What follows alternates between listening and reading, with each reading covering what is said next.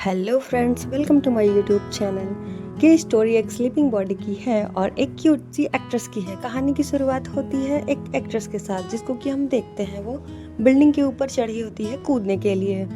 फिर यहाँ कहानी फ्लैशबैक में जाती है और वो सोच ही रही होती है कि कैसे उसके बॉयफ्रेंड ने उसको रिजेक्ट किया था, ये कह करके कि वो उसको नहीं बल्कि उसके फ्रेंड को लाइक करता है।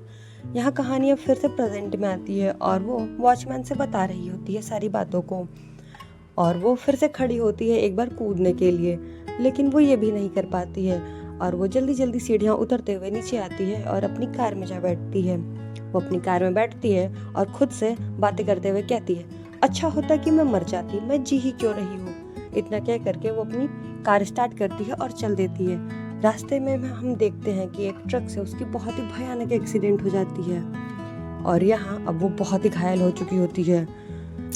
यहाँ अब स्टोरी में एंट्री होती है हमारे मेन लीड हीरो की, जो कि टियानजी की वजह से अब जिंदा हो चुका है और उसे अब टियानजी की धड़कनें भी फील होती हैं और वो एक डेविल होता है।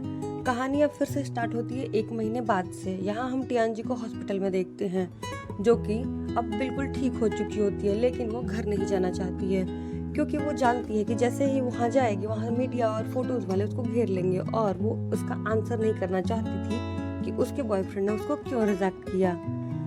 हॉस्पिटल में बहुत दिन हो जाने के बाद टियानजी फिर घर जाने का ट्राई करती है और वो सबसे बचते बचाते दीवार कूद करके घर जाने की सोच ही रही होती है कि तभी वहाँ पे कुछ नर्स आ जाते हैं। वो वापस जाती है, लेकिन वो रात को फिर से निकलती है और वो इस बार सफल होती है और वो जैसे ही बाहर जाती है दौड़ करके क्रॉस करने के लिए, वो वहाँ एक गड्ढे में गिर जाती है। वो वहाँ चिल्ला ही रही होती है कि समबडी हेल्प प्लीज, और तभी वो डीमन वहाँ आ जाता है। वो डीमन आता है, उसकी बातें सुनता है और वो उसको हेल्प करने के लिए कह करके टियानजी को उसकी आंखें बंद करने के लिए कहता है। वो जैसे ही अपनी आंखें बंद करती है वो उसको ऊपर ले आता है और वो गायब हो जाता है। टियानजी आंखें खोलती है तो देखती है आसपास कोई नहीं होता है।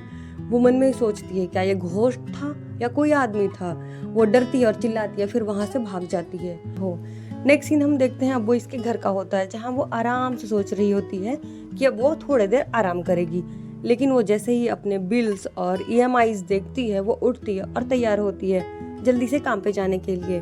वो जाती है, डायरेक्टर से मीटिंग करती है, लेकिन उसे काम नहीं मिलता है और वो थक हार के वापस घर आती है। अभी वो वापस आकर के बैठी रही होती है कि तभी उसके घर का बेल बजता है। वो बाहर जाती है, देखती है तो उसे इधर उधर कोई नहीं दिखाई देता है। वो बेल से ही बातें करके वापस चली आती है और लेकिन दोबारा बेल बजने पे वो बाहर आती है तो वो देखती है कोई नहीं है, लेकिन उसे अपनी धड़कनें फील होती हैं। तो वो नीचे उतरती है और चेक करती है और जैसे ही चेक करती है वो सामने किसी लड़के को खड़ा देखती है और वो बहुत ही हैंडसम होता है।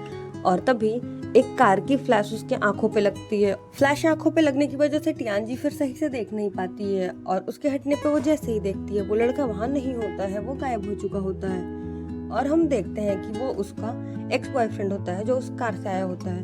वो अब उस बॉडी के बारे में पूछने के लिए उससे आया होता है और वो कहता है कि हो सकता है ये कोई मर्डरर हो या किसी ने मर्डर किया हो और तुम्हें हमारी इसमें हेल्प करनी चाहिए क्योंकि तुम्हारी एक्सीडेंट काफी बड़ी हुई थी। टियानजी उसको खोलती है और उसे दिखता है कि वो उससे बातें कर रहा है और वो डर से उसको बंद करती है और अपने एक्स बॉयफ्रेंड को घर से बाहर करती है और खुद अंदर आती है। अंदर आते ही हम देखते हैं टियानजी हाथ जोड़ करके भूत को भाग जाने के लिए कह रही होती है। यहाँ हम देखते हैं कि डेविल बाहर ही बैठा उसे देख रहा होता है। रात में हम देखते हैं कि टियानजी जब सोई होती है तो वो डेविल आता है और वो अपनी हार्ट बीट फील करते हुए खुद ही कुछ सोच रहा होता है और टियानजी को बहुत ध्यान से देख रहा होता है। ये एपिसोड यहीं पे खत्म होता है।